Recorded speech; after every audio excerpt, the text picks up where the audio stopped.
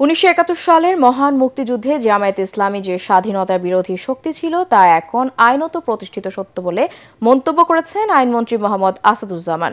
সকালে ঝিনাইদহে শৈলকুপা উপজেলায় মে দিবস উপলক্ষে আয়োজিত এক আলোচনা সভায় প্রধান অতিথির বক্তব্যে তিনি একথা বলেন। মন্ত্রী বলেন, জুলাই সনদ বাস্তবায়নের লক্ষ্যে প্রয়োজনীয় সকল পদক্ষেপ গ্রহণ করবে বিএনপি। তবে প্রস্তাবিত গণভোটের একটি অংশে সূক্ষ্ম প্রতারণায় আশ্রয় নেওয়া হয়েছে দাবি করে তিনি বলেন, বিএনপি কোনো ধরনের অস্পষ্ট বা প্রতারণামূলক প্রক্রিয়ার সঙ্গে যুক্ত হবে না। তৎকালীন জামাতে ইসলাম মুক্তিযুদ্ধের বিরোধিতা করেছিলেন, স্বাধীনতার বিরোধিতা করেছিলেন। আমরা যখন বিলটি পার্লামেন্টে আনলাম তখন জামাতে ইসলাম এই বিলের বিরোধিতা করেনি।